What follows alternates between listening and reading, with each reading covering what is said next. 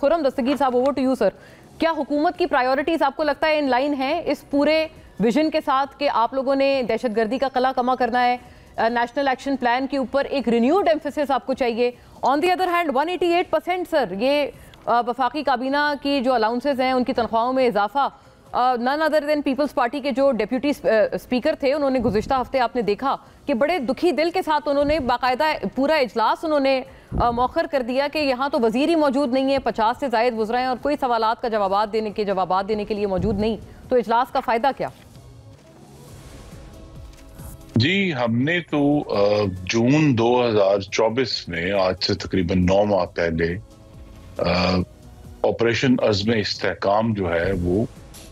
कौम के सामने और पार्लियामान के सामने रखा था। और उस वक्त की जो अपोजिशन थी, जो आज की भी अपोजिशन है, उन सब ने उसकी मुखालफत की थी, ये भी ऑन रिकॉर्ड है।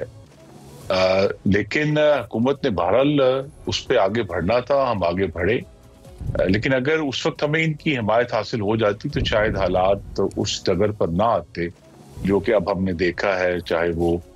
सबसे पहले बन्नू का वाकया हुआ, फिर अकोड़ा खटक में मौलाना हामिदुल हक की शहादत हुई दहशतगर्दी में, और फिर जाफर एक्सप्रेस का बहुत ही भयानक वाकया हुआ, जिसकी वजह से हम सब जो भी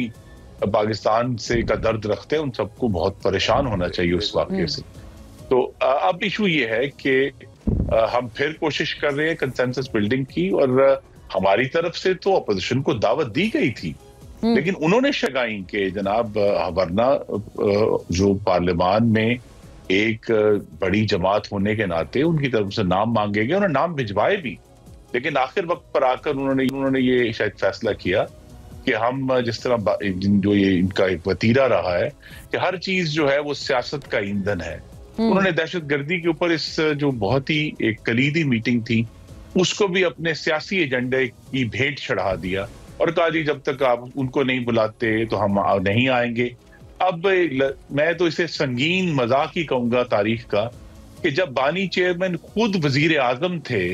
उनके होते हुए 2021 में जब 2 दफा ये पार्लिमानी कौमी सलामती का इजलास हुआ, वो वजीर आजम होते हुए उन्होंने उसको इतना अहम नहीं समझा कि वो उसमें शिरकत करें। लेकिन अब जबकि वो अपोजिशन में हैं और ज़ेरे हिरासत हैं, तो उनकी जमात ने वो शर्त लगा दी जो आज खुद वो अपनी हुकूमत के होते हुए करने के लिए तैयार नहीं थे। लेकिन बहरहाल हमारी तरफ से तो आज भी दावत है, जब भी अगली होगी नेशनल सिक्योरिटी कमेटी की जो पार्लिमानी मीटिंग, हम फिर इनको दावत देंगे, इनसे नाम मांगेंगे और चाहेंगे कि ये आए और शिरकत करें। पिछली मीटिंग में खुर्रम साहब एक थोड़ी इजाजत दीजिएगा, वो कहते हैं कि हम बजिद नहीं थे कि खान साहब भी उस मीटिंग में होते, आप एक मुलाकात तो करवा देते कि जो शुरका थे उस मीटिंग के, उनकी पार्टी की तरफ से नॉमिनेटेड, उनकी एक मुलाकात हो जाती, वो एक लाइन लेके अपनी पार्टी की अपने फाउंडर से आ जाते। तो ये तो नहीं वो कह रहे हैं कि प्रेजेंस होती खान साहब की वहां पे ऐसा सच नहीं। तो देखिए ना, अब जबकि उन्हें अदालत ने इजाजत दे भी दी है मुलाकात की, तो अब लाइन ले लें। और देखिए जो मुलाकात हुई या ना हुई, लाइन तो इन्होंने ले ली है। और जो दहशतगर्दों से बुज़दिलाना मुसालियत की लाइन है कि जिस तरह वज़ीर आला खैबर पख्तूनख्वा ने खुलकर कहा कि जी ये इतने हजार लोग हैं, हम इनसे नहीं लड़ सकते, आप इनसे कोई समझौता करें, इनसे कोई बातचीत करें। तो इन्होंने तो कह दिया कि ये जो है दहशतगर्दों से लड़ना नहीं चाहते, उनके साथ समझौता करना चाहते हैं। और ये वही लाइन है जो हमेशा से बानी चेयरमैन ने इख्तियार की है दहशतगर्दी के खिलाफ, जो कि पहले भी ये कहते थे कि जी हमारे भटके हुए भाई हैं, तालिबान पेशावर में दफ्तर खोलें। फिर उन्होंने कहा कि मैं खुद उसका ऐनी शाहिद हूं कि जब 2013 के बाद पार्लियामान में पहले जो दहशतगर्दी के खिलाफ कवानीन पास हो रहे थे,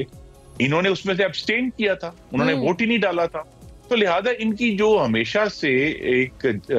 कमिटमेंट है दहशतगर्दी के खिलाफ, पीपल्स पार्टी के बरक्स जो हमेशा बहुत सख्त लाइन लेते हैं और दुरुस्त लाइन लेते हैं, इन्होंने हमेशा जो है वो दहशतगर्दी से बुज़दिलाना मुसालियत की है। और उसकी सबसे बड़ी मिसाल जो अब बानी चेयरमैन ऑन रिकॉर्ड हैं टेलीविजन पर, उन्होंने कहा जी हमने जब वज़ीर